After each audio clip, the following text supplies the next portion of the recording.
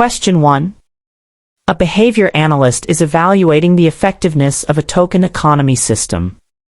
She measures the target behavior before implementing the token economy, during its implementation, and then removes the token economy to see if the behavior changes back to baseline levels.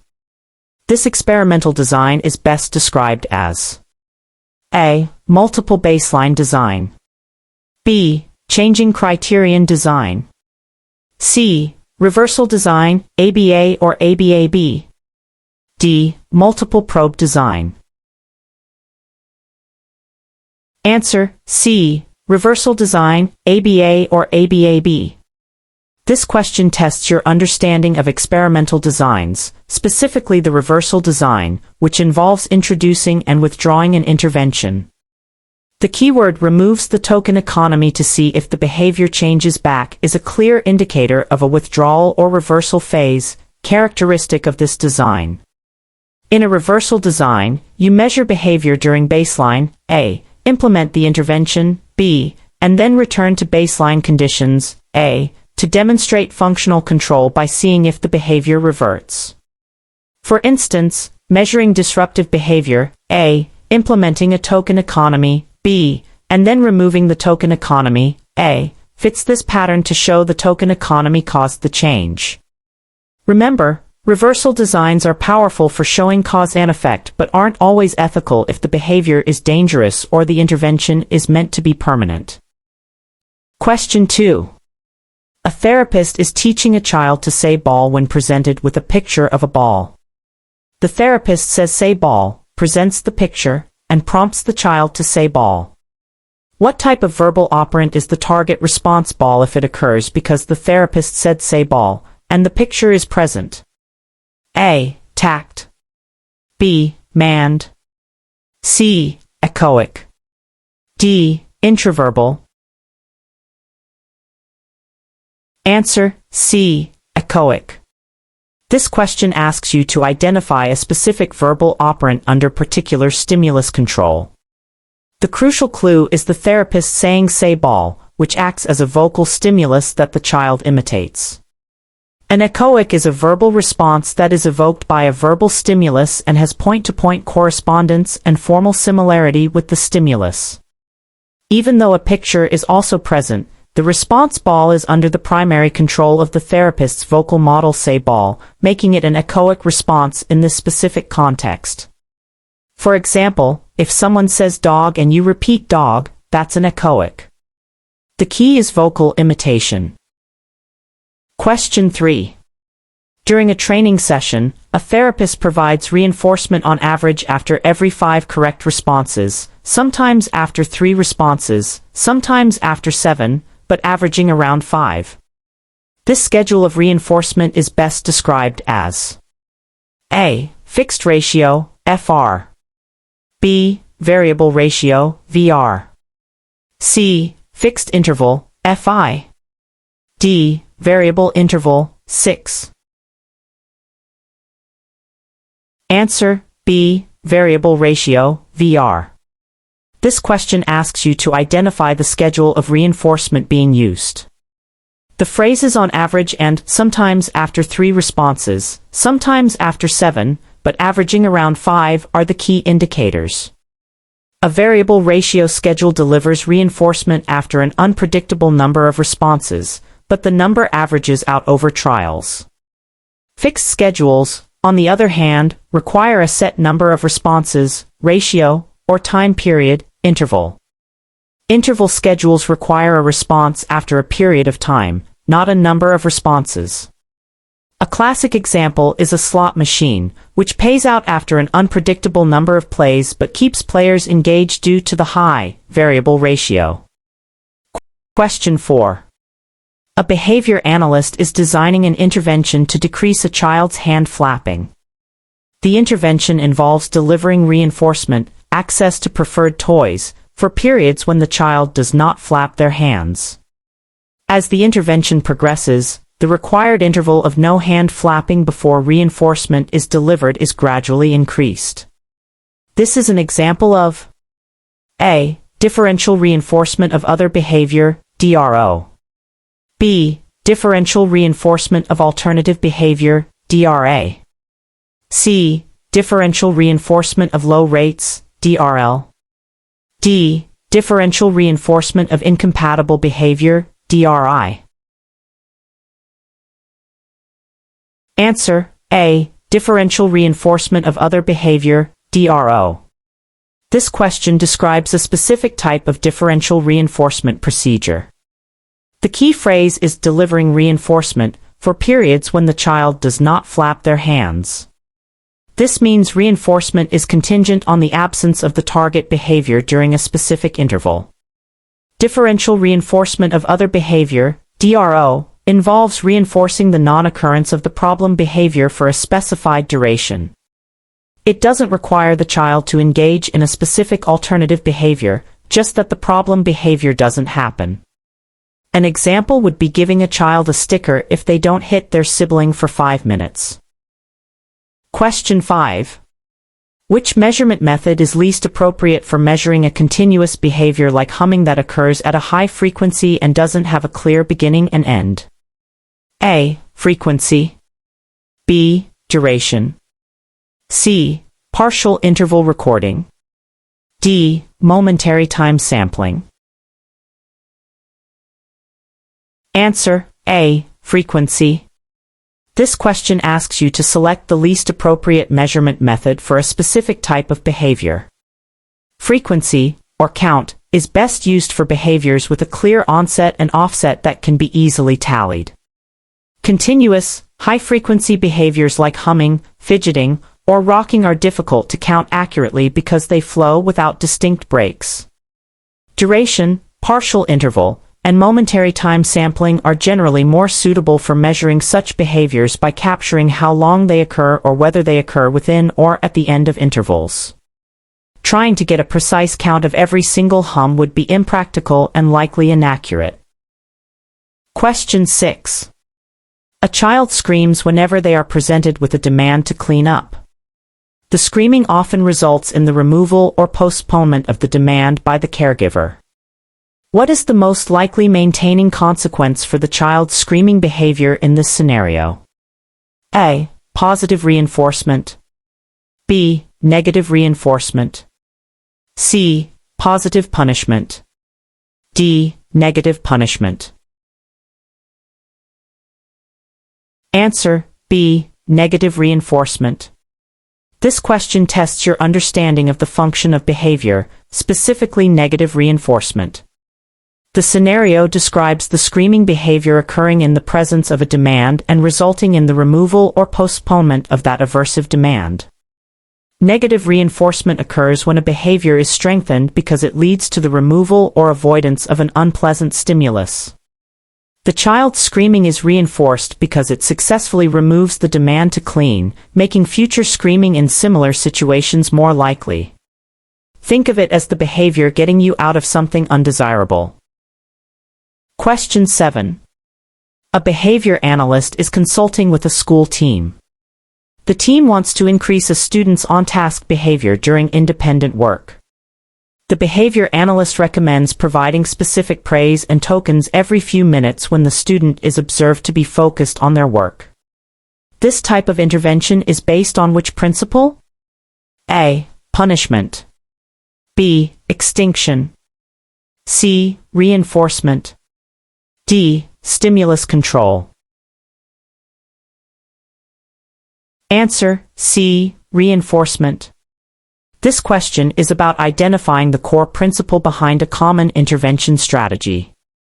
The plan involves providing specific praise and tokens, which are likely intended as consequences that will increase the desired behavior, on-task behavior. Reinforcement is a process where a consequence following a behavior increases the future probability of that behavior. The use of praise and tokens contingent on on-task behavior is a direct application of positive reinforcement to strengthen the desired skill. The goal isn't to stop a behavior, punishment/extinction, or just signal opportunities, stimulus control, but to make the desired behavior happen more often by providing rewarding consequences. Question 8. When writing a behavior change plan, it is crucial to define the target behavior in a way that is observable and measurable. This is referred to as A. Functional definition, B. Topographical definition, C. Operational definition, D. Subjective definition. Answer: C. Operational definition. This question asks about the term used for precisely defining a behavior. The key requirements mentioned are observable and measurable. An operational definition describes the behavior in clear, objective terms so that two independent observers could agree on whether or not the behavior occurred. It focuses on what the behavior looks like, its topography, but also includes its function or context where necessary for clarity. For example, instead of saying the child is aggressive, an operational definition might be hitting another person with an open or closed hand, causing contact. Using operational definitions ensures consistency in data collection and intervention implementation. Question 9. A child has learned to say cookie when they want a cookie, manned. Now, when presented with a picture of a cookie, they also say cookie. This transfer of stimulus control from a motivating operation, wanting a cookie, to a nonverbal stimulus, picture of a cookie, is an example of A. Response generalization, B. Stimulus generalization, C. Prompt fading, D. Stimulus discrimination. Answer: B. Stimulus generalization. This question describes a situation where a learned response occurs in the presence of a new but similar stimulus. The child learned to say cookie, the response, when motivated to get a cookie, the original stimulus, the MO, and now says it when seeing a picture of a cookie, a new stimulus. Stimulus generalization occurs when a behavior reinforced in the presence of one stimulus is also emitted in the presence of stimuli that share similar properties. The response, cookie, has generalized from the motivating operation/actual cookie context to the picture of a cookie. This is different from response generalization, where the behavior changes but the stimulus stays the same. Question 10. A behavior intervention plan includes a procedure where, contingent on the occurrence of aggressive behavior, the client is required to clean up the area they disrupted and then also clean another nearby area. This is an example of A. Overcorrection, B. Response cost, C. Timeout, D. Extinction. Answer: A. Overcorrection. This question describes a specific positive punishment procedure. The key elements are that the consequence is contingent on the behavior and involves engaging in effortful behavior related to the problem behavior and beyond. Overcorrection is a type of positive punishment in which, contingent on the occurrence of the target behavior, the individual is required to engage in effortful behavior that is corrective of the environment, restitutional overcorrection, or involves repeatedly practicing a desired behavior, positive practice. Requiring the client to clean the mess and then clean an additional area is a classic example of restitutional overcorrection. Question 11. A behavior analyst is developing a skill acquisition program. Before starting direct instruction, she conducts an assessment to determine what skills the learner already has and what skills they need to learn. This type of assessment is typically called A. Preference assessment, B. Functional behavior assessment, FBA, C. Skill-based assessment, D. Probing. Answer: C. Skill-based assessment. This question asks about the type of assessment used to identify a learner's current abilities and deficits for instructional planning. The description, determine what skills the learner already has and what skills they need to learn, directly points to a skill-based assessment, sometimes called a skills deficit assessment or a curriculum-based assessment. These assessments evaluate a learner's performance across various skill domains, such as communication, social skills, daily living skills, etc., to inform the development of individualized teaching goals. Functional behavior assessments focus on the function of problem behavior, and preference assessments identify potential reinforcers. Probing is often a specific part of a skill assessment but isn't the overall assessment type itself.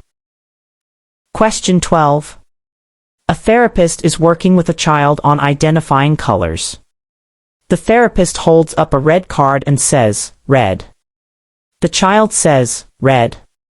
The therapist gives the child a sticker. In this scenario, the picture of the red card is the A. Motivating operation, MO. B. Discriminative stimulus, SD. C. Reinforcer. D. Response. Answer: B. Discriminative stimulus, SD. This question asks you to identify the specific role of the red card in the teaching interaction. The red card is the stimulus present before the behavior, saying red, that signals the availability of reinforcement, the sticker, if the correct response occurs. A discriminative stimulus, SD, is a stimulus in the presence of which a particular response is more likely to be reinforced. The therapist saying red is a prompt, another type of stimulus, but the question specifically asks about the red card. The sticker is the reinforcer, and saying red is the response. Question 13. Which concept refers to the gradual removal of a prompt after the target behavior is occurring reliably in the presence of the discriminative stimulus? A. Shaping. B. Chaining. C. Fading. D. Discrimination training. Answer: C. Fading. This question describes the process of reducing assistance provided to a learner. The phrase, gradual removal of a prompt, is the defining characteristic. Fading is a procedure used to transfer stimulus control from a prompted response to the natural discriminative stimulus by slowly decreasing the level of assistance provided. For example, initially guiding a child's hand to point to a picture, then just tapping the picture, then just pointing from further away, and finally no prompt, until they respond correctly to the picture alone. Shaping involves reinforcing successive approximations of a behavior, chaining links behaviors together, and discrimination training teaches differential responding to different stimuli. Question 14. A child frequently elopes from the classroom.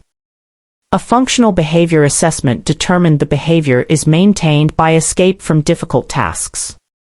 The behavior analyst develops an intervention where, when a difficult task is presented, the child is taught to ask for a break using a visual cue card. If the child uses the card, they get a short break from the task. This is an example of A. Extinction. B. Differential reinforcement of alternative behavior, DRA. C. Punishment.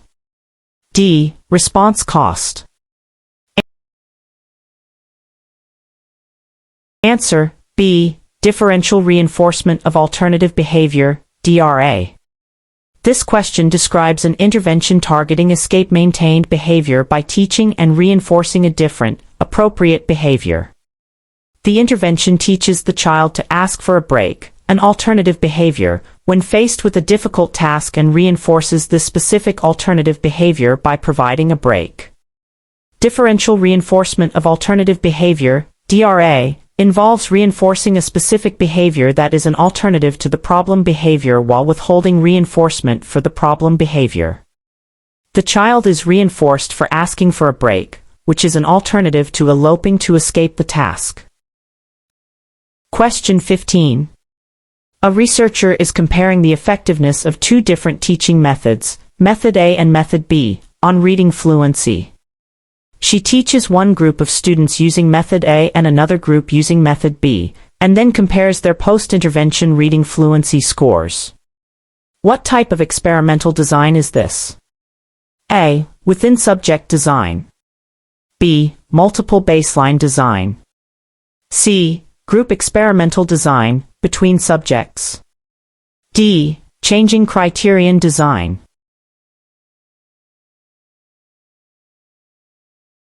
Answer C. Group experimental design, between subjects.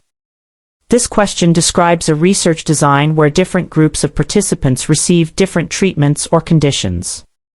The key phrase is one group of students using method A and another group using method B, meaning different individuals are in each condition. Group experimental designs, particularly between subjects designs, compare the performance of two or more groups who are exposed to different independent variables, the teaching methods in this case. Single-subject designs like multiple baseline or changing criterion evaluate the effects of interventions on individuals or small numbers of participants, often comparing their behavior to their own baseline. Question 16. What is the primary ethical concern when using punishment procedures? A. Difficulty in implementation fidelity. B. The potential for misuse, overuse, and harmful side effects. C. Difficulty in identifying effective punishers. D. The time required for punishment to be effective. Answer B. The potential for misuse, overuse, and harmful side effects. This question asks about the main ethical consideration when using punishment. While other options present challenges, the potential for negative side effects, ethical dilemmas, and the risk of misuse are paramount concerns when considering punishment procedures. Punishment can lead to emotional responses, aggression, avoidance, and potential harm if not implemented carefully and with appropriate safeguards. Due to these risks, ethical guidelines emphasize using the least restrictive and intrusive interventions first and only considering punishment when less restrictive means have been attempted and documented as ineffective, with strict protocols and oversight. Question 17. A motivating operation, MO, has two main effects. One is a value-altering effect. The other is an A. Stimulus control effect. B. Behavior-altering effect, evocative or ablative. C. Reinforcer effect. D. Discriminative effect. Answer B. Behavior-altering effect, evocative or ablative. This question asks about the two primary effects of a motivating operation. MOs are environmental events that temporarily alter the effectiveness of consequences as reinforcers or punishers, the value-altering effect, and also alter the frequency of behaviors that have been previously reinforced or punished by those consequences, the behavior-altering effect. The behavior-altering effect can be evocative, increasing the frequency of behavior, or ablative, decreasing the frequency of behavior. For example, being deprived of water, MO, increases the value of water as a reinforcer, value-altering, and makes you more likely to seek water, behavior-altering, evocative. Question 18. A therapist is teaching a child to identify objects. The therapist holds up a car and says, "What is it?" The child says, "Car." The therapist provides reinforcement. This verbal response, car, is evoked by a nonverbal stimulus, the car, and is reinforced by a generalized conditioned reinforcer, like praise or a token. This is an example of which verbal operant? A. Manned. B. Tact. C. Intraverbal. D. Echoic.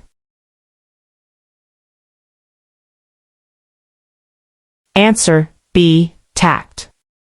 This question requires you to identify the specific verbal operant based on its controlling variables. The key elements are that the response car is evoked by a nonverbal stimulus, the car itself, and is followed by generalized reinforcement.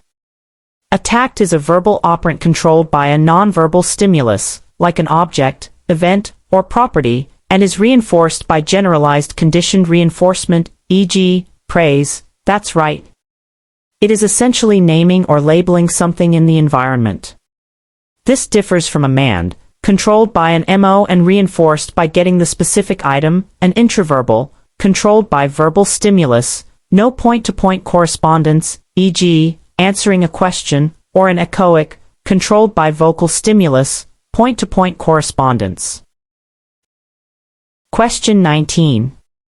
A behavior analyst is observing a client's self-injurious behavior. The analyst records every instance of the behavior and notes the time it occurs. She calculates the total number of instances observed during the session. This measurement is A. Rate, B. Duration, C. Latency, D. Inter-response time, IRT. Answer: A. Rate. This question asks about the type of measurement calculated. The analyst recorded every instance of the behavior and notes the time, which allows for calculating how often the behavior occurs within the observation period. Rate is a measure of frequency divided by time, e.g., occurrences per minute, per hour, per session. Recording each instance allows for a count, and combined with the session length, this count becomes a rate. Duration measures how long the behavior occurs, latency measures the time from a stimulus to the response, and IRT measures the time between consecutive responses. Question 20. What is the primary difference between positive reinforcement and negative reinforcement? A. Positive reinforcement involves adding a stimulus, while negative reinforcement involves removing a stimulus. B. Positive reinforcement increases behavior, while negative reinforcement decreases behavior. C. Positive reinforcement is preferred ethically, while negative reinforcement is not. D. Positive reinforcement uses pleasant stimuli, while negative reinforcement uses unpleasant stimuli. Answer: A. Positive reinforcement involves adding a stimulus, while negative reinforcement involves removing a stimulus. This question tests your understanding of the defining characteristic that differentiates positive and negative reinforcement. Both positive and negative reinforcement increase the future probability of the behavior they follow. The distinction lies in how this increase is achieved. Positive reinforcement involves the addition of a stimulus, while negative reinforcement involves the removal or avoidance of a stimulus. The nature of the stimulus, pleasant/unpleasant, is often true but not the technical definition, and neither is inherently ethically preferred. Ethical considerations depend on the specific application and context. For example, giving a child a sticker for cleaning, adding stimulus, positive, and allowing a child to leave the table when they finish their vegetables, removing aversive stimulus, negative, both increase the likelihood of the preceding behavior. Question 21. A supervisor asks a newly certified BCBA to implement a new intervention protocol. The BCBA has read about the protocol but has no practical experience implementing it. According to the BCBA Ethics Code, what should the BCBA do? A. Implement the protocol as instructed to gain experience. B. Decline the assignment or seek supervision/training in the protocol. C. Implement the protocol but document the lack of experience. D. Consult with a colleague who has experience with the protocol but proceed with implementation. Answer: B. Decline the assignment or seek supervision/training in the protocol. This question addresses the ethical responsibility of competence. The BCBA Ethics Code requires practitioners to provide services only within their boundaries of competence. Having read about a protocol is not sufficient to establish competence if there is no practical experience. Therefore, the ethical action is to either decline the assignment because it falls outside their current competence or to seek appropriate training or supervision before implementing the protocol to develop the necessary skills. Implementing without competence risks harming the client, and simply documenting the lack of experience or consulting without full supervision is not sufficient to meet ethical standards. Question 22. A child is taught to say hello when someone greets them.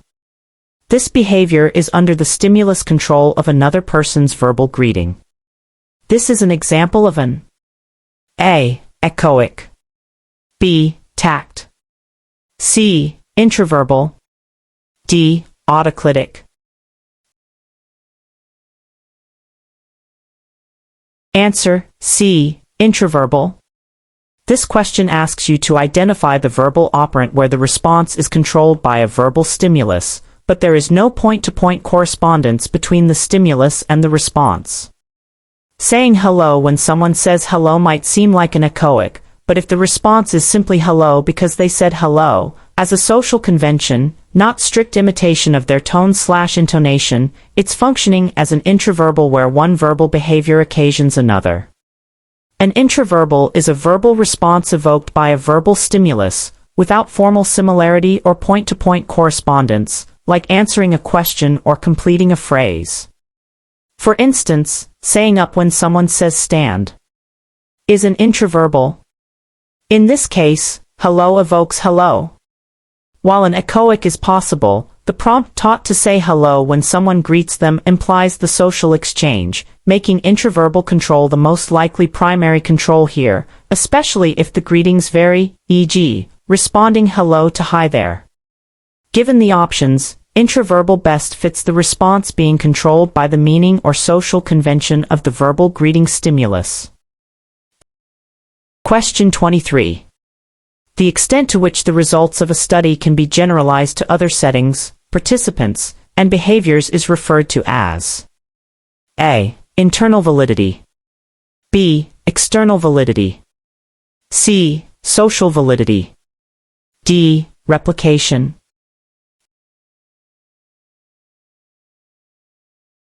Answer B. External validity.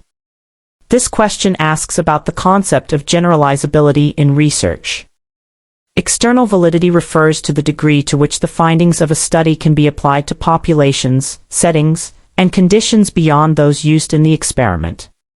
If a study on a new teaching method works well with one group of students in a specific classroom, external validity is concerned with whether it would also work with different students, in different schools, or with different teachers. Internal validity, on the other hand, is about whether the independent variable caused the change in the dependent variable within the study. Social validity is about whether the goals, procedures, and results are acceptable and important to the client and community.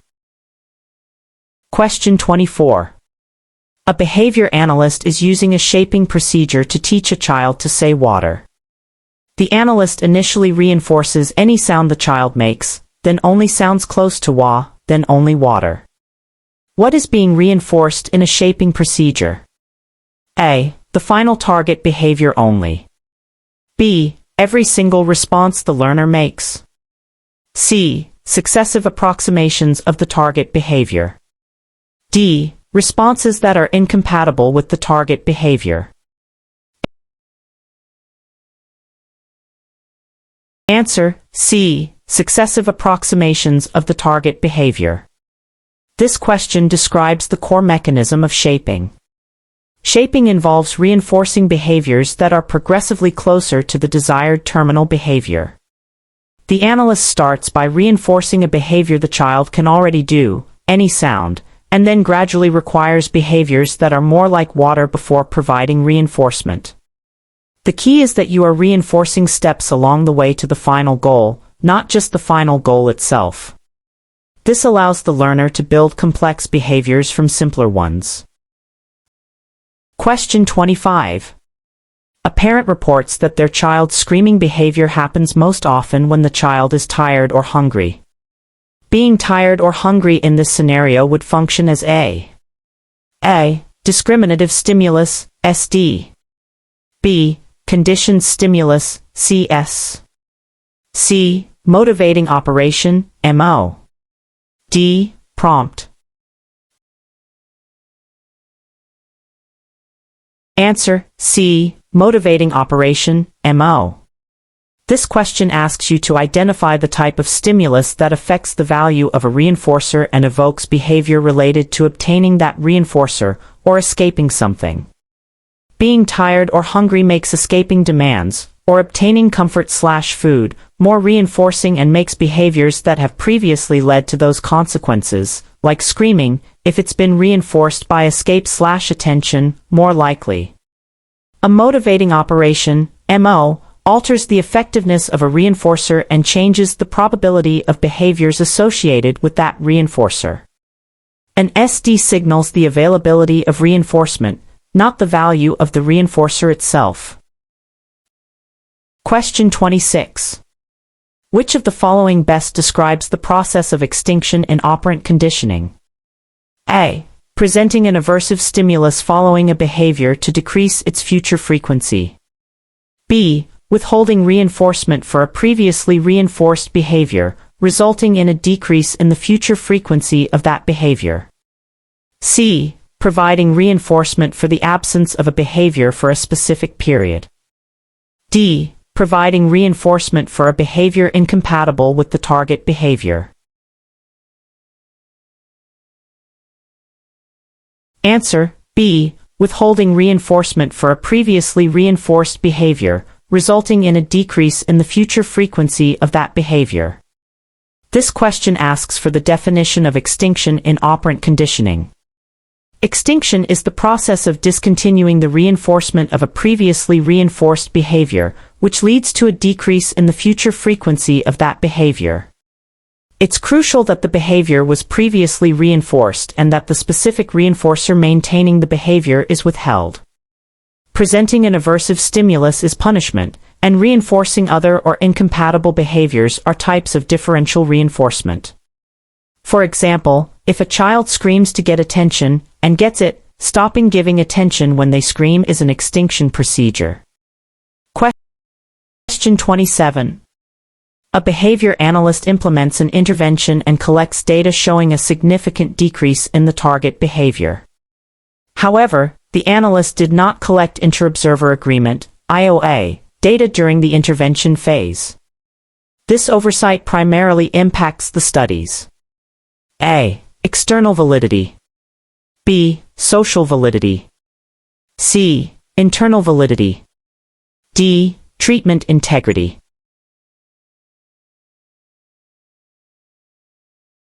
Answer: C. Internal validity. This question probes your understanding of how different data collection practices affect the validity of a study.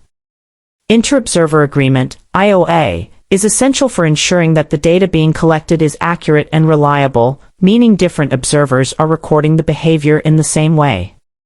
If IOA is not collected, you cannot be sure that the observed change in behavior is due to the intervention, internal validity, or simply due to inconsistencies in how the behavior was measured. While IOA can relate to treatment integrity, if the intervention is measurement dependent, its primary role is ensuring the accuracy of the dependent variable data, which directly impacts confidence in concluding that the independent variable caused the change. Question 28. A behavior analyst is conducting a functional behavior assessment, FBA. Which of the following is not a primary method used to gather information during an FBA? A. Indirect assessments, e.g., interviews, questionnaires. B. Direct observation, e.g., ABC data collection. C. Functional analysis. D. Preference assessment. Answer: D. Preference assessment. This question asks which option is typically not a core method used in a functional behavior assessment, FBA. An FBA aims to identify the function, purpose, of a behavior. The primary methods for FBA are indirect assessments, gathering information from people familiar with the individual, direct observation, observing the behavior and its context, and functional analysis, manipulating antecedents and consequences to test hypotheses about function. While a preference assessment is an important tool in behavior analysis for identifying potential reinforcers for intervention, it does not directly assess the function of a problem behavior itself. Question 29. A behavior analyst uses a shaping procedure to teach a complex skill. Which schedule of reinforcement is most appropriate to use in the initial stages of shaping when reinforcing early approximations of the behavior? A. Fixed interval, FI. B. Variable interval, 6. C. Continuous reinforcement, CRF. D. Variable ratio, VR. Answer, C. Continuous reinforcement, CRF. This question asks about the appropriate reinforcement schedule during the early stages of shaping. When teaching a new behavior or a new approximation of a behavior, it is best to reinforce every instance of the target response, or approximation. Continuous reinforcement, CRF, provides reinforcement for every correct response. This helps the learner quickly acquire the new behavior. Once the behavior is established, the reinforcement schedule can be thinned to make the behavior more resistant to extinction, but CRF is crucial for initial acquisition. Question 30. Which dimension of ABA emphasizes that the intervention must result in changes that are important to the client and their community? A. Analytic. B. Behavioral. C. Applied. D. Socially significant. Answer, D. Socially significant. This question asks about a key characteristic of ABA interventions related to their impact. While applied ABA focuses on socially important behaviors, the dimension specifically addressing whether the changes and goals are meaningful and important to the individual and society is socially significant, often encompassed within the applied dimension's focus on relevance. ABA aims to improve lives, and this means the target behaviors and the outcomes of interventions should matter to the person receiving services and those around them. This ensures that our work has a real-world, positive impact beyond just changing behavior in a laboratory setting. Question 31. A behavior analyst is teaching a child to follow instructions. The analyst says, "Touch your nose," and physically guides the child's hand to their nose. This physical guidance is a type of A. Stimulus prompt. B. Response prompt. C. Antecedent. D. Discriminative stimulus. Answer, B. Response prompt. This question asks you to classify the type of assistance being provided. A prompt is an antecedent stimulus that helps evoke a correct response. Response prompts are stimuli added to the environment or guidance provided that prompt the learner's behavior directly. Physical guidance is a form of response prompt because it directly assists the learner in performing the desired response. Stimulus prompts, on the other hand, involve changing the stimulus itself, e.g., highlighting the correct answer, to make the correct response more likely. Physical guidance helps shape the action of touching the nose. Question 32. When implementing an extinction procedure for attention-maintained behavior, you should expect to see a temporary increase in the frequency, intensity, or variability of the behavior immediately after withholding reinforcement. This phenomenon is known as A. Spontaneous recovery. B. Behavioral contrast. C. Extinction burst. D. Punishment artifact. Answer, C. Extinction burst. This question describes a predictable phenomenon that often occurs when an extinction procedure is first implemented. An extinction burst is a temporary increase in the rate, intensity, or variability of the target behavior, and sometimes the appearance of novel behaviors, immediately following the withdrawal of reinforcement. It's like the behavior is trying harder to get the reinforcement that used to be available.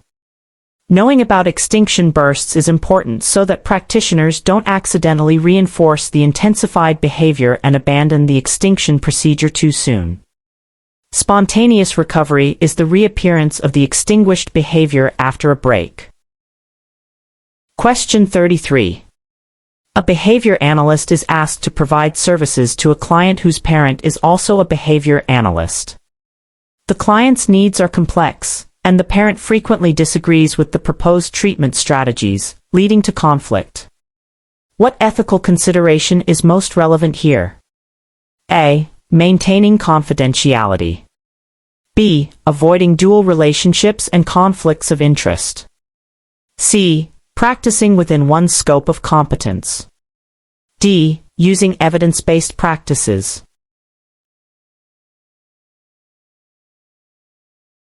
Answer: B. Avoiding dual relationships and conflicts of interest. This question presents a scenario involving a potential conflict due to the overlapping roles of parent and fellow professional.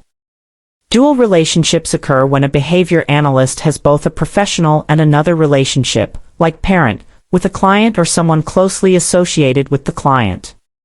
While parents are stakeholders, the fact that the parent is also a behavior analyst who disagrees creates a potential conflict of interest that could compromise objective decision-making or the client's best interests. Ethical guidelines stress avoiding such relationships where they could impair the analyst's judgment or exploit the relationship, and seeking consultation or clearly defining roles is crucial here. Question 34.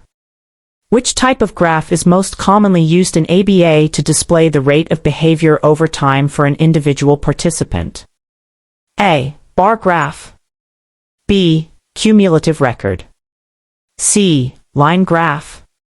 D. Scatter plot. Answer: C. Line graph. This question asks about the standard graphical display in single-subject design, common in ABA practice. Line graphs, specifically plotting data points for an individual over time, are the most frequently used graph in ABA. They clearly show trends, variability, and level of behavior across different phases, like baseline and intervention. A cumulative record is also a line graph but shows the total number of responses over time, never decreasing. Bar graphs are usually used to compare discrete sets of data, not typically ongoing behavior rates over time for a single subject in standard phase change designs. Scatterplots show relationships between two variables. Question 35. A child often tantrums when a preferred toy is removed. An intervention is designed where, when the toy is removed, the child is immediately redirected to a different, highly preferred activity that they can engage with instead of tantruming. This is likely an application of A. Response cost. B. Non-contingent reinforcement, NCR. C. Differential reinforcement of incompatible behavior, DRI. D. Positive punishment.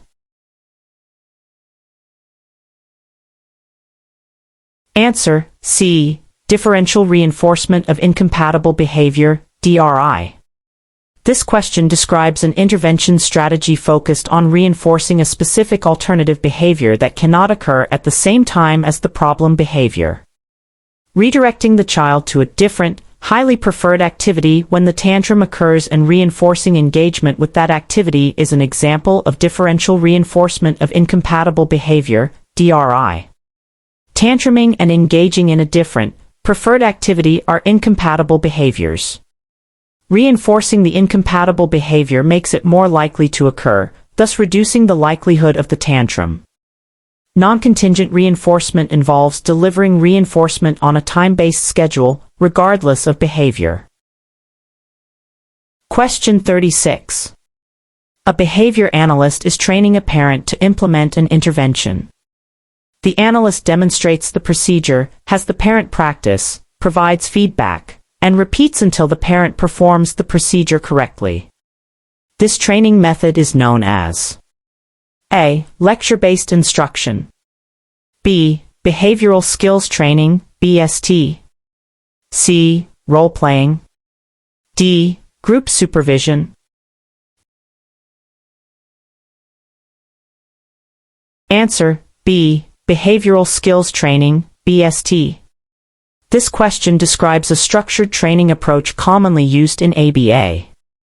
Behavioral skills training, BST, is an evidence-based method for teaching new skills that involves a combination of instruction, modeling, rehearsal, practice, and feedback. The scenario perfectly outlines these components: demonstration, modeling, parent practice, rehearsal, and providing feedback.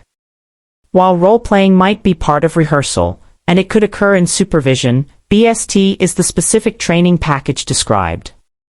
Lecture alone is typically less effective for teaching practical skills. Question 37. A learner consistently confuses the words big and small. When presented with a big item and asked, is it big or small, they sometimes say small. The therapist then presents the big item alongside a very obviously small item and asks the question again. This strategy utilizes A. Prompting, B. Fading, C. Discrimination training, D. Stimulus salience. Answer, C. Discrimination training. This question describes a procedure aimed at helping the learner differentiate between stimuli that occasion different responses. The learner is confusing big and small in the presence of a big item. Presenting the big item with a clearly small item when asking the question helps to increase the contrast between the relevant stimuli, facilitating discrimination. Discrimination training involves reinforcing a response in the presence of one stimulus, SD, and withholding reinforcement, extinction, for the same response in the presence of a different stimulus, S delta. Making the difference between big and small more obvious is a tactic used within discrimination training. Question 38. Which ethical principle emphasizes the importance of promoting independence and self-determination for clients? A. Beneficence, B. Fidelity and responsibility, C. Autonomy, D. Justice. Answer, C. Autonomy. This question asks about an ethical principle related to client choice and independence. Autonomy refers to the right of individuals to make their own choices and control their own lives. In ABA, this principle guides practitioners to involve clients, or their surrogates, in decision-making, protect their dignity, and work towards increasing their independence and self-advocacy skills whenever possible.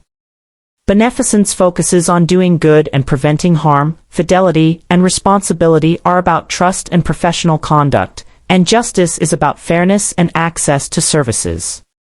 Promoting independence aligns directly with respecting client autonomy. Question 39.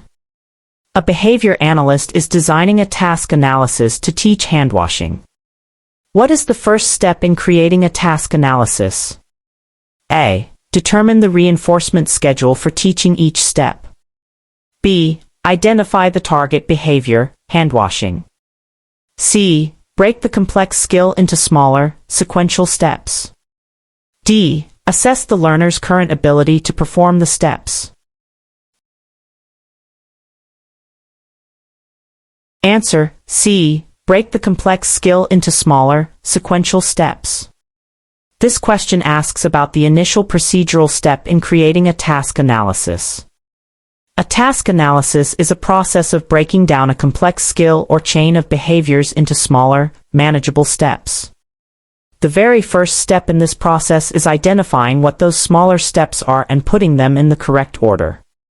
While identifying the target behavior is a prerequisite, creating the analysis begins with the breakdown. Assessing the learner's ability to perform the steps is done after the task analysis is created, and determining the reinforcement schedule is part of the intervention plan using the task analysis. Question 40. Which measurement procedure involves recording whether a behavior occurred at any point during a specific interval?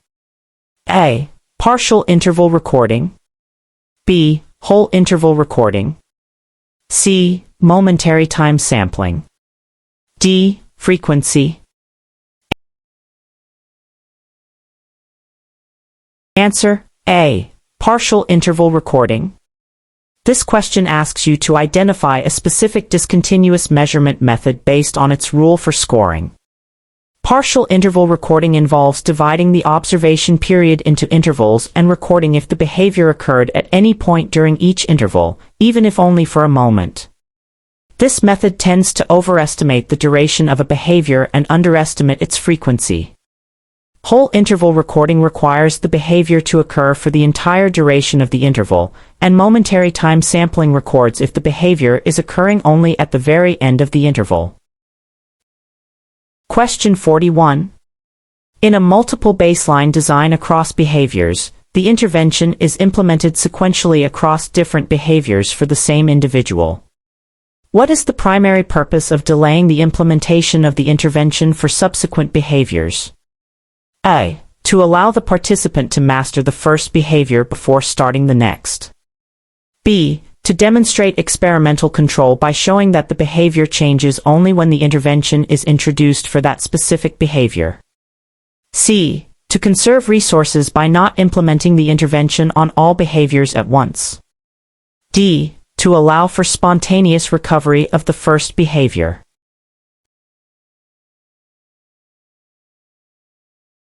Answer: B. To demonstrate experimental control by showing that the behavior changes only when the intervention is introduced for that specific behavior. This question asks about the critical feature that allows a multiple baseline design to demonstrate a functional relationship.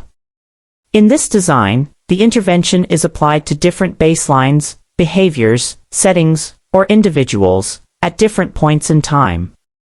Experimental control is demonstrated when the behavior in each baseline changes only after the intervention is applied to that specific baseline, while behaviors in untreated baselines remain at baseline levels.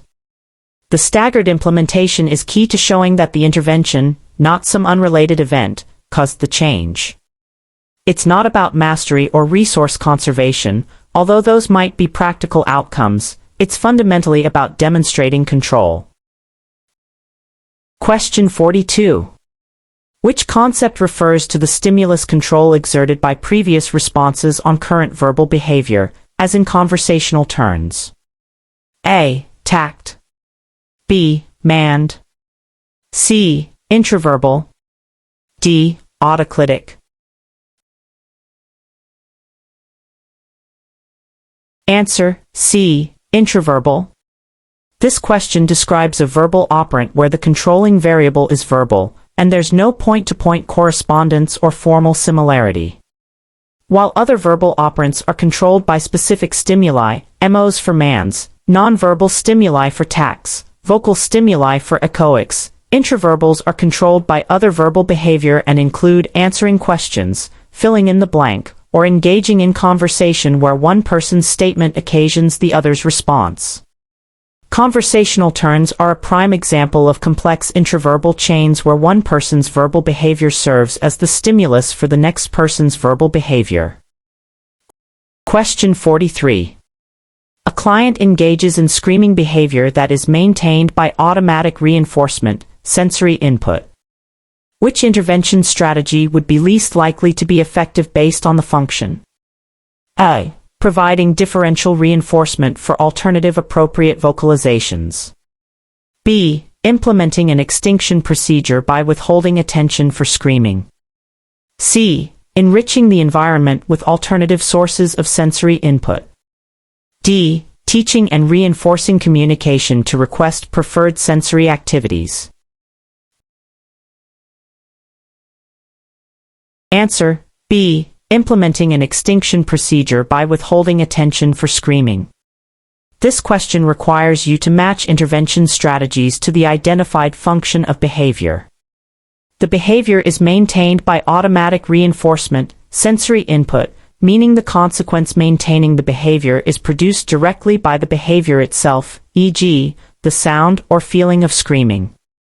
If the behavior is not maintained by attention, then withholding attention, extinction for attention-maintained behavior, will have little to no effect on the screaming. Interventions for automatically reinforced behavior often involve masking the sensation, enriching the environment with alternative sensory input, or providing differential reinforcement for other behaviors that also produce sensory input. Question 44. A behavior analyst is supervising a BCBA. The BCBA is struggling to implement a complex protocol correctly. According to the ethics code, what is the supervisor's responsibility? A. Immediately report the BCBA to the certifying board. B. Provide ongoing training, feedback, and support to the BCBA until competence is achieved or adjust the BCBA's responsibilities. C. Take over the case from the BCBA to protect the client. D. Advise the BCBA to read more literature on the protocol. Answer: B. Provide ongoing training, feedback, and support to the BCBA until competence is achieved or adjust the BCBA's responsibilities. This question addresses the supervisor's ethical obligation regarding trainee competence. Supervisors are responsible for ensuring their trainees are competent to perform the tasks assigned to them. When a trainee struggles, the ethical response is to provide the necessary training, supervision, and support to help them achieve competence. Simply reporting them, taking over the case without training them, or just advising them to read are not sufficient to fulfill the supervisor's ethical duty. The supervisor must actively support the trainee's development or reassign tasks that are within the trainee's current skill level. Question 45. What is the primary difference between positive and negative punishment? A. Positive punishment increases behavior, while negative punishment decreases behavior. B. Positive punishment involves adding a stimulus, while negative punishment involves removing a stimulus. C. Positive punishment is preferred ethically, while negative punishment is not. D. Positive punishment uses pleasant stimuli, while negative punishment uses unpleasant stimuli. Answer: B. Positive punishment involves adding a stimulus, while negative punishment involves removing a stimulus. This question tests your understanding of the defining characteristic that differentiates positive and negative punishment. Both positive and negative punishment decrease the future probability of the behavior they follow. The distinction lies in how this decrease is achieved. Positive punishment involves the addition of a stimulus, while negative punishment involves the removal or loss of a stimulus. The nature of the stimulus, pleasant/unpleasant, is often true but not the technical definition, and ethical preference depends on the specific application and context. For example, adding a chore contingent on misbehavior, adding stimulus, positive, and taking away a preferred toy contingent on misbehavior, removing stimulus, negative, both aim to decrease the misbehavior. Question 46. When conducting a functional analysis, the condition that is typically used as a control or baseline to compare the rate of the target behavior across different test conditions is the A. Alone condition, automatic reinforcement. B. Attention condition. C. Tangible condition. D. Play condition, undifferentiated reinforcement. Answer: D. Play condition, undifferentiated reinforcement. This question asks about the typical control condition in a standard functional analysis. The play, or rich environment or control, condition serves as a baseline comparison where the hypothesized maintaining variables are minimized or absent, and often non-contingent reinforcement is available. Behavior rates in the test conditions, attention, escape, tangible, alone, are then compared to the rate in the play condition to determine which condition produces a significantly higher rate of the target behavior, thus indicating its function. The other options are specific test conditions designed to identify particular functions. Question 47. A stimulus that has acquired reinforcing properties through pairing with a primary or unconditioned reinforcer is called A. Unconditioned reinforcer. B. Conditioned reinforcer. C. Discriminative stimulus, SD. D. Motivating operation, MO. Answer: B. Conditioned reinforcer. This question defines a type of reinforcer that gains its effectiveness through learning. The key phrase is acquired reinforcing properties through pairing. A conditioned reinforcer, also called a secondary reinforcer, is a stimulus that becomes reinforcing because it has been consistently associated with an unconditioned reinforcer or another previously established conditioned reinforcer. Money, praise, and tokens are common examples. They aren't inherently reinforcing but gain value because they are paired with access to other reinforcers. Unconditioned reinforcers, primary reinforcers, are stimuli that are naturally reinforcing, like food, water, or warmth. Question 48. A behavior analyst is designing a procedure where a client earns tokens for completing tasks and can exchange these tokens for access to preferred activities. This system is best described as A. Response cost procedure. B. Timeout procedure. C. Token economy. D. Positive punishment procedure. Answer: C. Token economy. This question describes a widely used reinforcement system. A token economy is a system where participants earn generalized conditioned reinforcers, tokens, points, stickers, for specific behaviors, and these tokens can later be exchanged for backup reinforcers, preferred activities, items, privileges. This description precisely matches the definition of a token economy. Response cost involves removing tokens, timeout involves removing access to reinforcement, and positive punishment involves adding an aversive stimulus or requiring effortful behavior to decrease a behavior. Question 49.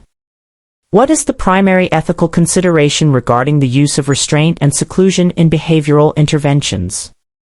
A. They are less effective than positive reinforcement. B. They can only be used with parental consent. C. They are restrictive interventions that pose significant risks and should only be used as a last resort under strict protocols. D. They are a type of negative punishment. Answer: C. They are restrictive interventions that pose significant risks and should only be used as a last resort under strict protocols. This question addresses the serious ethical implications of using restrictive procedures like restraint and seclusion. These interventions carry significant risks of physical and psychological harm and violate principles of least restrictiveness. Ethical guidelines and regulations mandate that such procedures should be considered only when less restrictive methods have been exhausted, there is a clear safety risk, and they are implemented under specific, time-limited protocols with proper training, monitoring, and documentation. While parental consent is needed, and they aren't less effective in suppressing behavior, the core ethical concern is their restrictive nature and potential harm, requiring them to be a last resort. Question 50. A behavior analyst wants to increase a client's compliance with instructions. The analyst starts by giving easy instructions the client is likely to follow and reinforces compliance. As compliance increases, the analyst gradually introduces more difficult instructions. This strategy is an example of A. Shaping. B. Behavioral momentum. C. Task analysis. D. High P request sequence. Answer: D. High P request sequence. This question describes a specific antecedent intervention strategy used to increase compliance. A high probability, high P, request sequence involves presenting a series of easy, high probability tasks that the client is likely to comply with, immediately followed by the target, low probability task. Compliance with the easy tasks builds momentum, making compliance with the more difficult task more likely. The description of starting with easy instructions and then introducing more difficult ones fits this strategy perfectly. Shaping reinforces approximations of a single behavior, task analysis breaks down a chain, and behavioral momentum is a broader concept related to continuing a course of action. Question 51. A client frequently engages in property destruction. The behavior analyst hypothesizes that this behavior is maintained by the attention the client receives from staff when it occurs. To test this hypothesis using a functional analysis, which condition would the analyst manipulate by providing attention contingent on property destruction? A. Play condition. B. Alone condition. C. Attention condition. D. Tangible condition. Answer: C. Attention condition. This question asks about the specific functional analysis condition used to test the hypothesis that a behavior is maintained by attention. In the attention condition, the client is typically in a room with a therapist who is otherwise engaged, e.g., reading. If the target behavior, property destruction, occurs, the therapist immediately provides attention, e.g., saying, "Hey, stop that."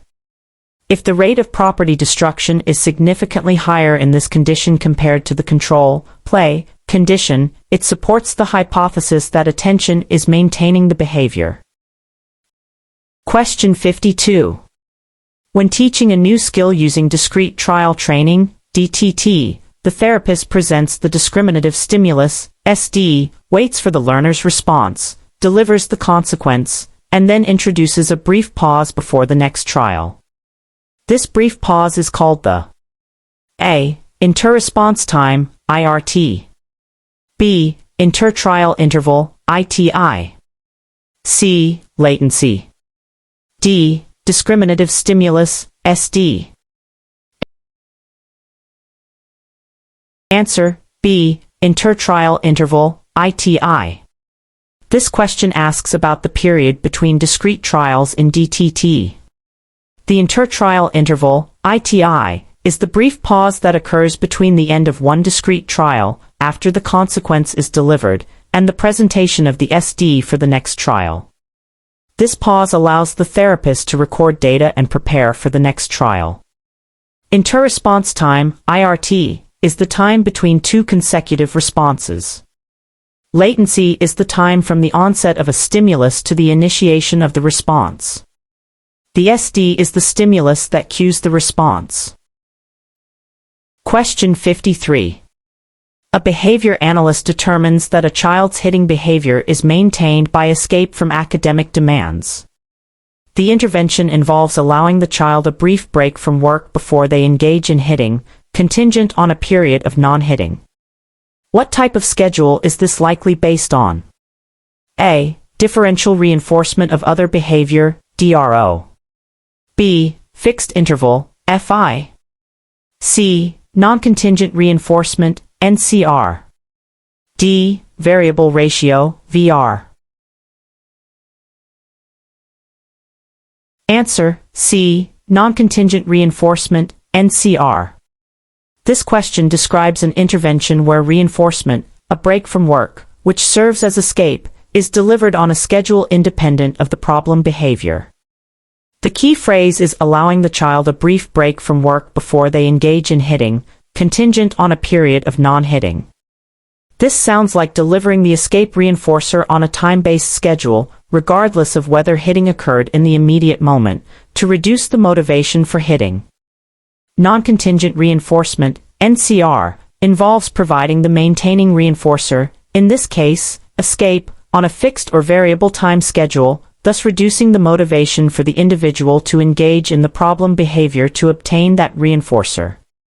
While it might be implemented in conjunction with DRO or DRA, the description directly aligns with NCR. Question 54. Which dimension of ABA means that the procedures are described in sufficient detail that they can be replicated by others? A. Applied. B. Behavioral. C. Analytic. D. Technological. Answer: D. Technological. This question asks about one of the 7 dimensions of ABA. The technological dimension requires that all procedures used in an intervention are described clearly and precisely, in sufficient detail that a trained reader could replicate the intervention exactly. This allows for consistency in implementation and enables others to verify or build upon the findings. It's like providing a recipe for your intervention so someone else can follow it. The other dimensions focus on the importance of the behavior, applied, the focus on observable behavior, behavioral, and demonstrating functional relations, analytic. Question 55. A behavior analyst implements a skill acquisition program. After a few weeks, she reviews the data and notices the client's performance has not improved. Before making changes to the intervention, what should the behavior analyst first evaluate? A. Whether the client's motivation has decreased. B. Whether the data collection method is accurate. C. Whether the intervention is being implemented with fidelity, treatment integrity. D. Whether the reinforcement is strong enough. Answer: C. Whether the intervention is being implemented with fidelity, treatment integrity. This question highlights a crucial step in troubleshooting ineffective interventions. If data shows no progress, the first step is typically to check if the intervention is being implemented correctly as planned. Treatment integrity, or procedural fidelity, refers to the extent to which the intervention is delivered as designed. If the intervention isn't being implemented accurately, you cannot conclude whether the intervention itself is ineffective or if the lack of progress is simply due to implementation errors. Checking treatment integrity is a critical first step before modifying the intervention or exploring other factors like motivation or data accuracy, although those might be subsequent steps. Question 56. Which concept refers to a decrease in the effectiveness of a stimulus as a reinforcer due to the individual having free access to the stimulus for a period of time? A. Deprivation. B. Satiation.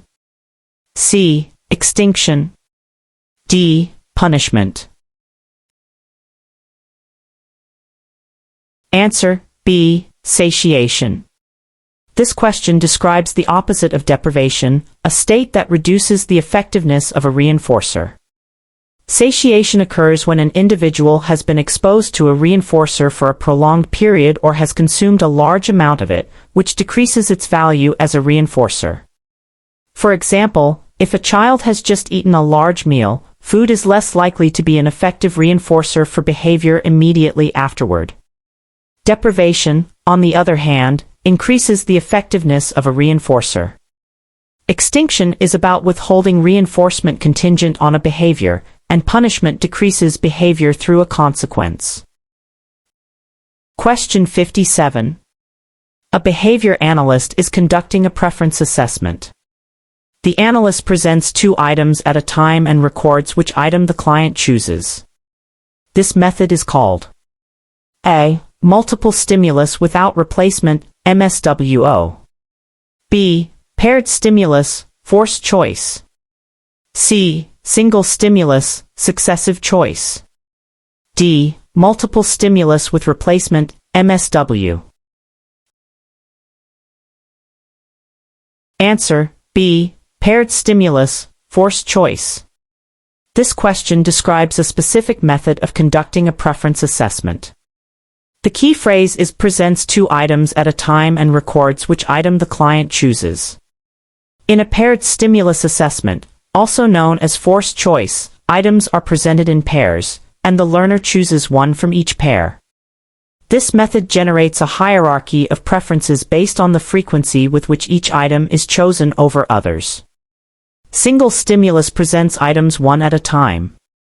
MSW and MSWO present multiple items simultaneously, either returning the chosen item to the array, MSW, or not, MSWO.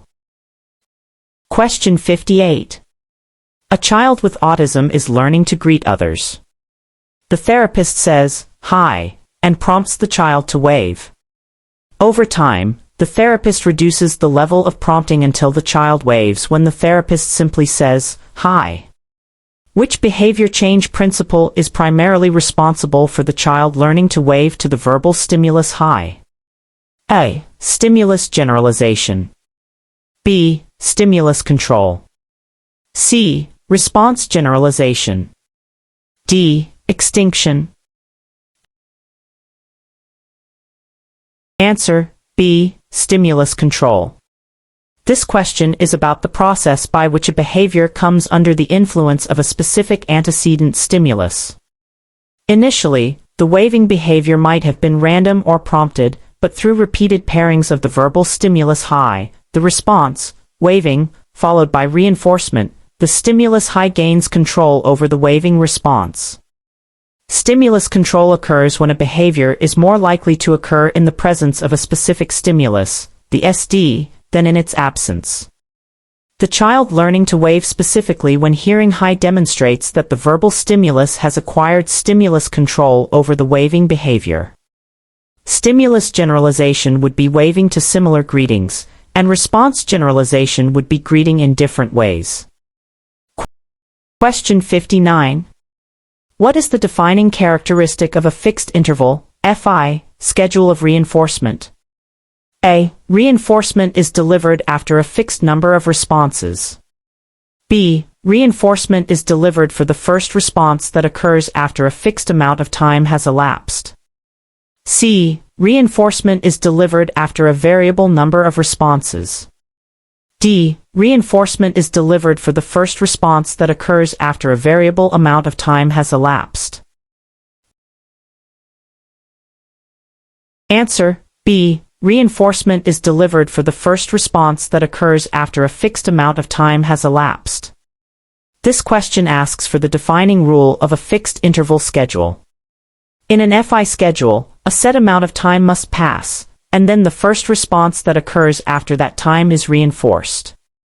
This typically produces a scalloped pattern of responding, with a pause after reinforcement followed by an increasing rate of response as the end of the interval approaches. Fixed ratio requires a set number of responses. Variable ratio requires a variable number of responses. Variable interval requires a variable amount of time. Question 60. A behavior analyst is reviewing a client's progress and notices that the client's tantruming behavior has decreased significantly since the intervention began. However, the client has started engaging in a new behavior, hair pulling. This increase in hair pulling while tantrums decreased is an example of A. Extinction burst. B. Spontaneous recovery. C. Response differentiation. D. Behavioral contrast. Answer: D. Behavioral contrast. This question describes a phenomenon where changing the reinforcement contingencies in one setting or for one behavior affects the rate of behavior in another setting or another behavior. Behavioral contrast occurs when a change in the schedule of reinforcement in one context leads to a change in the opposite direction in the rate of responding in another context. In this case, decreasing the target behavior, tantrums, through intervention, which involves changing contingencies, has led to an increase in a different, untrained behavior, hair pulling. This is like the dark side of behavioral change. Suppressing one behavior might inadvertently increase another.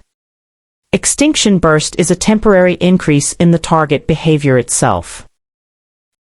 Question 61.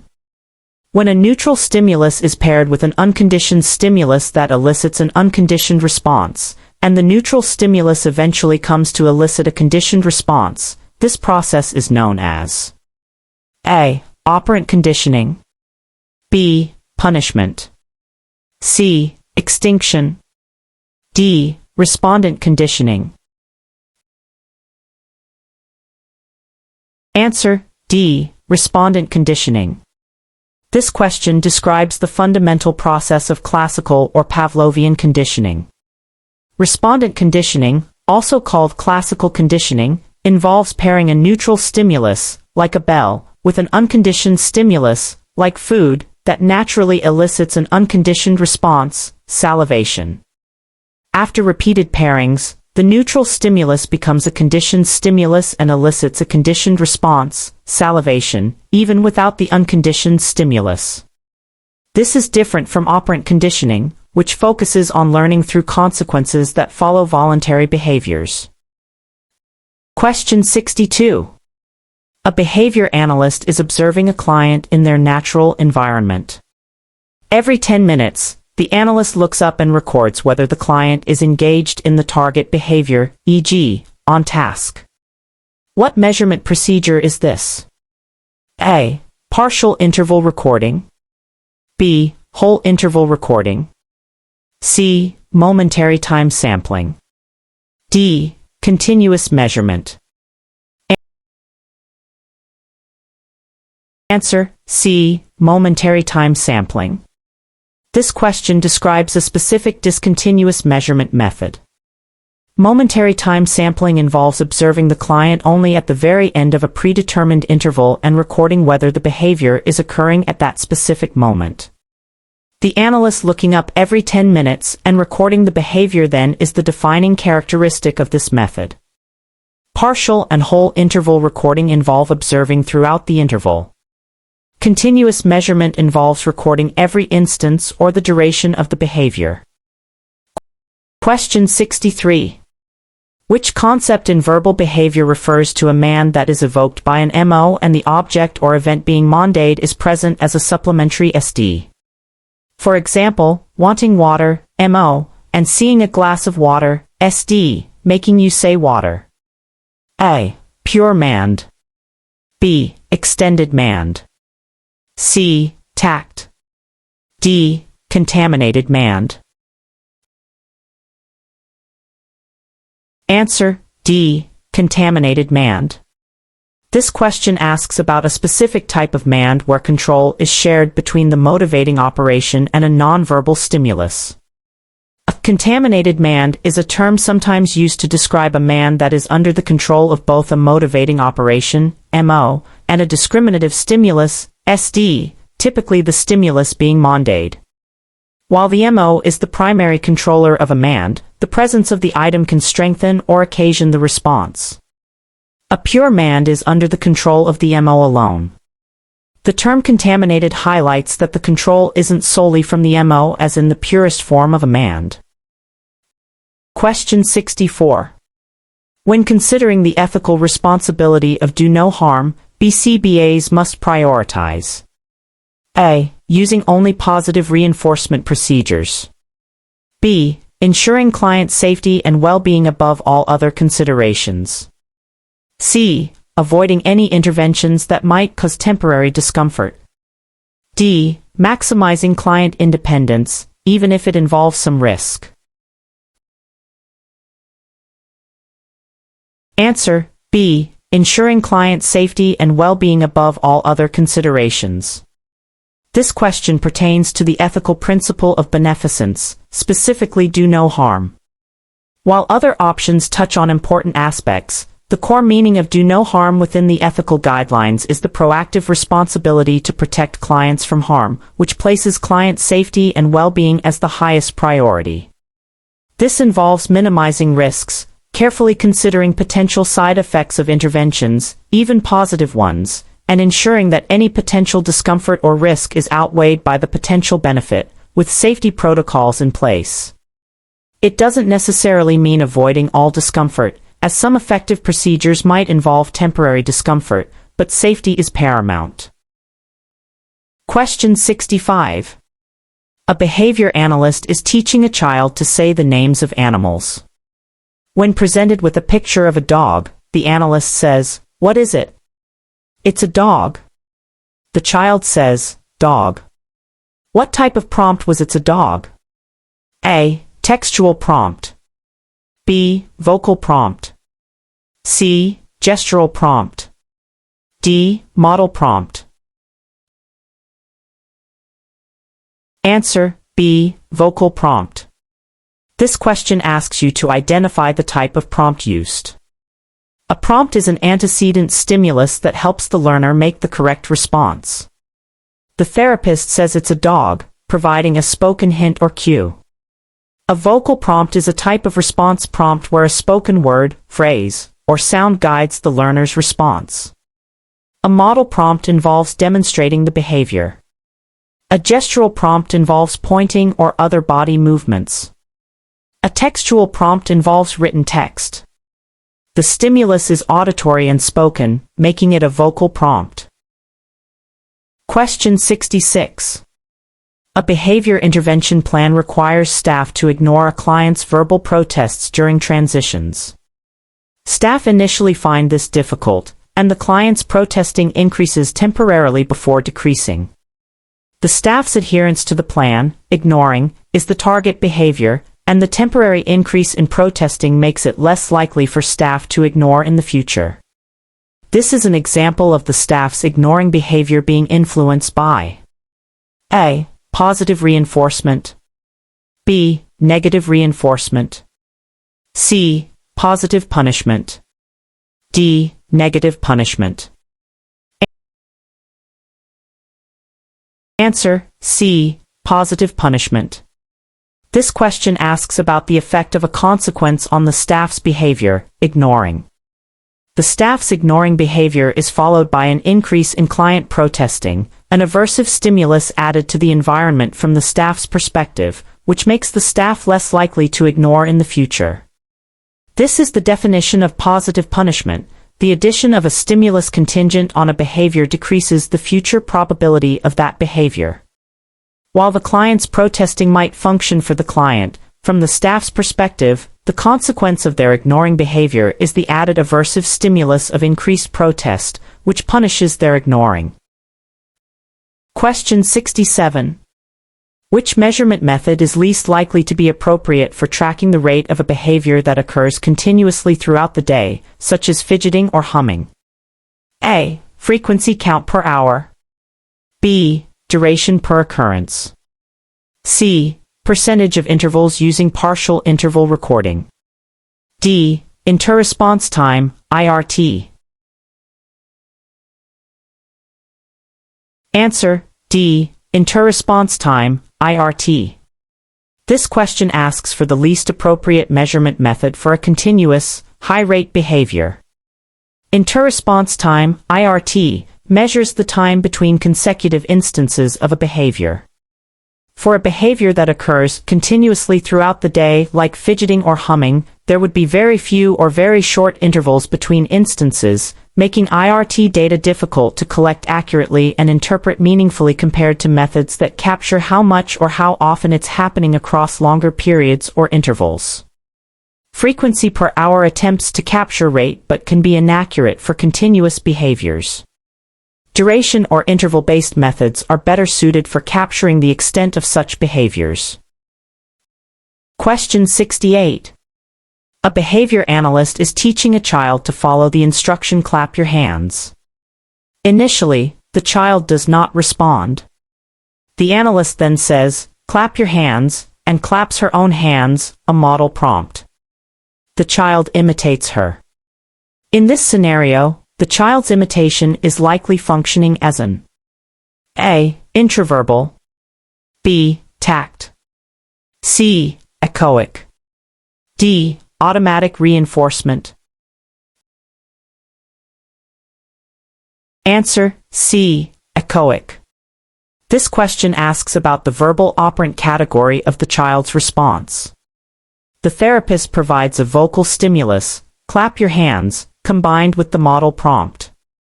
The child imitates this vocal stimulus by clapping their own hands.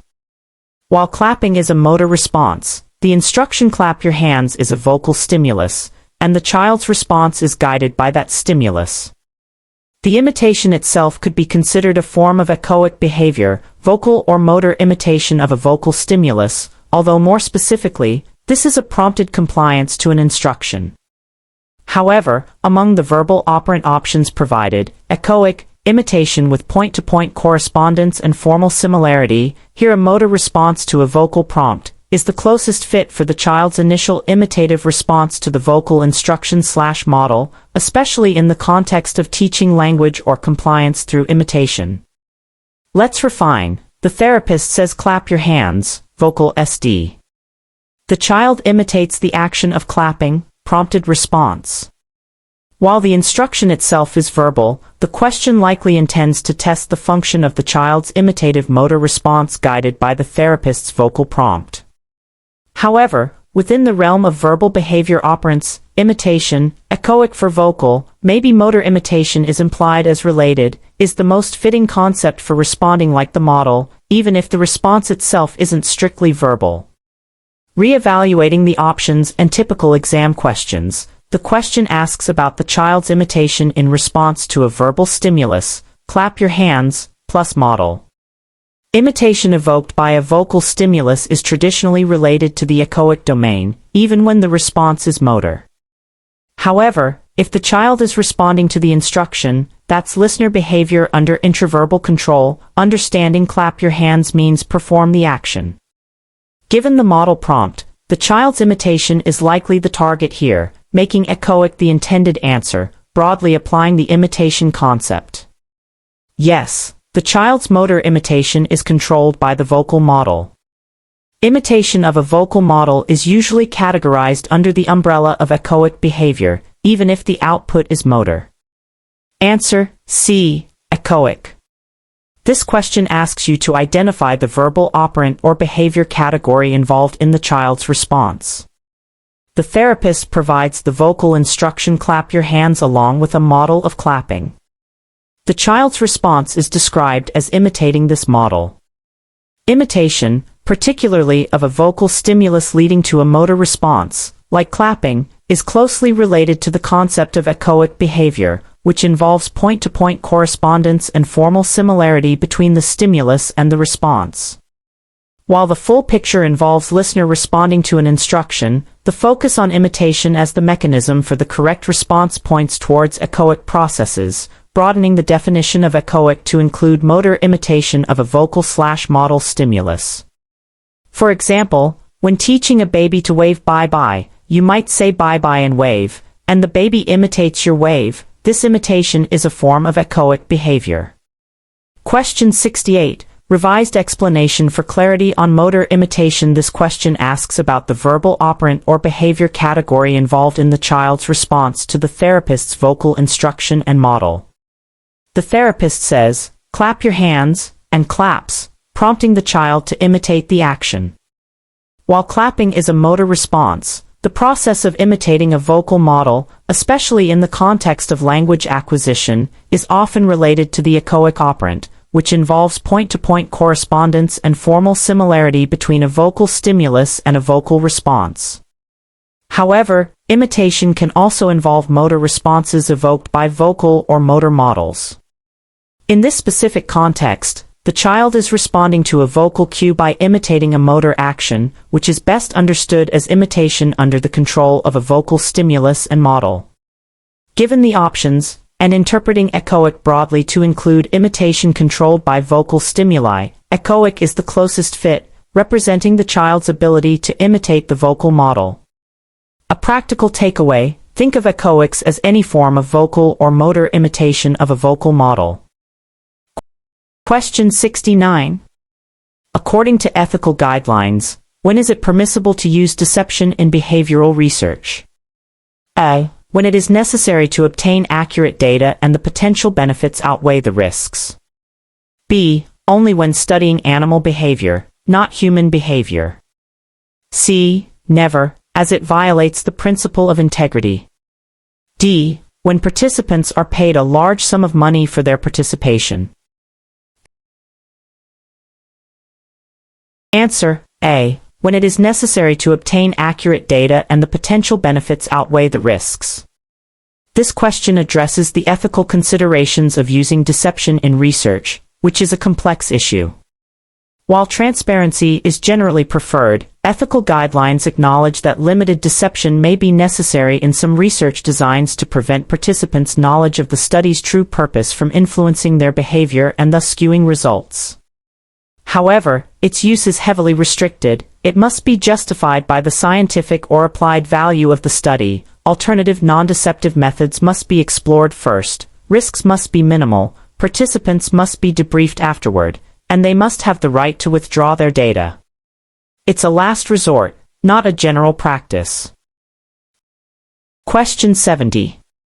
A behavior analyst is conducting a functional assessment interview. The client reports that their anxiety increases in social situations, antecedent, and that they often leave the situation, behavior, which temporarily reduces their anxiety, consequence. This information suggests the anxiety-related behavior, leaving, is being maintained by A. Positive reinforcement, B. Negative reinforcement, C. Positive punishment, D. Automatic reinforcement. Answer: B. Negative reinforcement. This question asks you to determine the function of a behavior based on its antecedents and consequences as reported in an assessment. The key is that the behavior, leaving the social situation, results in the removal of an aversive stimulus, anxiety, and this removal makes the behavior more likely to occur in similar situations in the future. This is a classic example of negative reinforcement, where a behavior is strengthened because it leads to the escape from or avoidance of an unpleasant condition. Question 71. What is the term for a stimulus that has been previously paired with a punisher and now elicits conditioned emotional responses, such as fear or anxiety? A. Discriminative stimulus for punishment, SDP. B. Conditioned punisher. C. Neutral stimulus. D. Abolishing operation, AO. Answer: B. Conditioned punisher. This question asks about a type of stimulus that becomes punishing or aversive through learning. A conditioned punisher, also called a secondary punisher, is a stimulus that was initially neutral but has acquired punishing properties because it has been repeatedly paired with an unconditioned punisher or another conditioned punisher.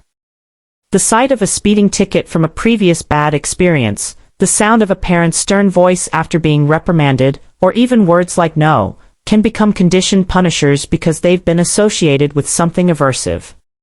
Such stimuli can also elicit conditioned emotional responses. An SDP signals that punishment is available if a specific behavior occurs, but the stimulus itself isn't necessarily a punisher or eliciting emotional responses on its own like a conditioned punisher does. Question 72.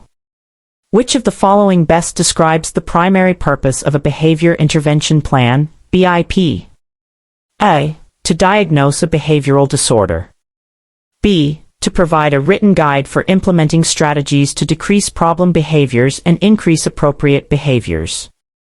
C. To summarize the results of a functional behavior assessment, FBA. D. To identify the client's preferences for reinforcement.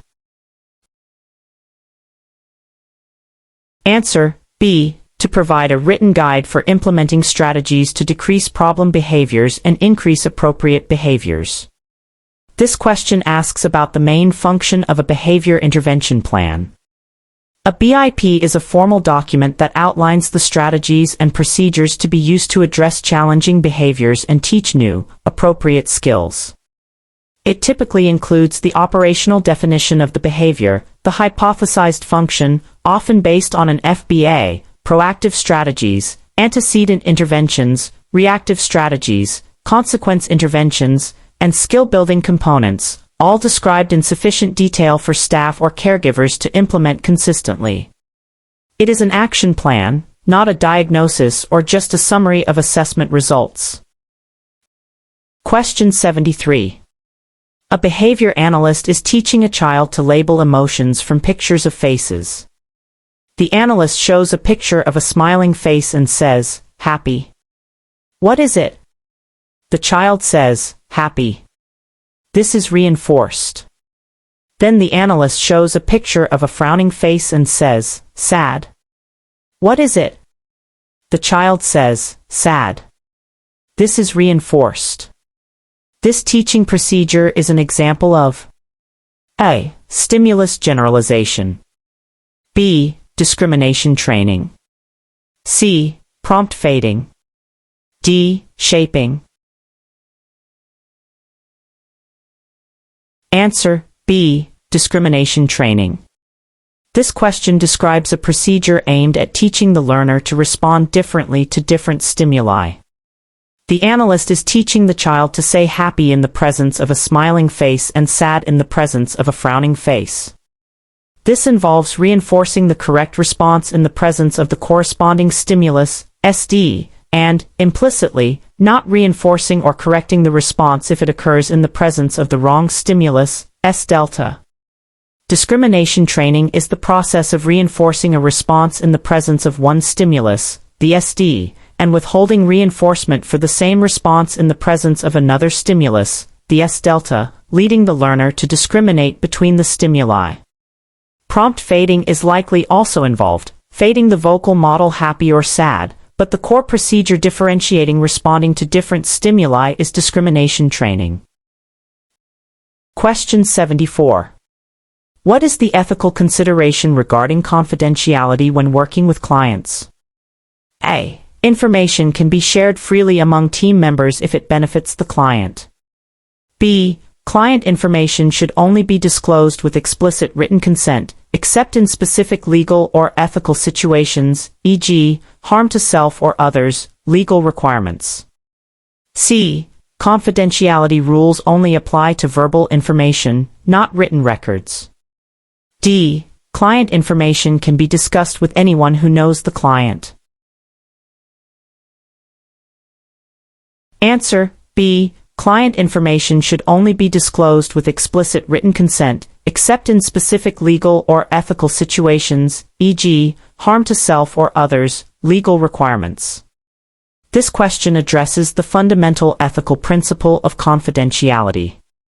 Behavior analysts are ethically bound to protect the privacy of their clients' information. This means that information about the client or their treatment can only be shared with others with the clients, or their legal guardians, explicit written consent, unless there are specific, legally mandated exceptions, such as reporting suspected child abuse or neglect, or when there is a clear and imminent risk of harm to the client or others. Sharing information freely among team members or others without proper consent or justification is a breach of confidentiality. Question 75. A client's target behavior occurs at a very low rate. Which measurement method would provide the most accurate information about the time between occurrences of this low-frequency behavior? A. Duration. B. Latency. C. Interresponse time, IRT. D. Momentary time sampling. Answer: C. Interresponse time, IRT. This question asks for the best measurement method for a low-frequency behavior, specifically focusing on the timing between responses. Interresponse time, IRT, is defined as the time elapsed between two consecutive instances of a behavior. For a low-frequency behavior, the IRT would be relatively long, and tracking this measure provides valuable information about how the behavior is spaced out over time, which is often highly relevant for understanding and changing behaviors that occur infrequently. Duration measures how long the behavior lasts, latency measures the time from a stimulus to a response, and momentary time sampling might miss the behavior entirely if it's infrequent.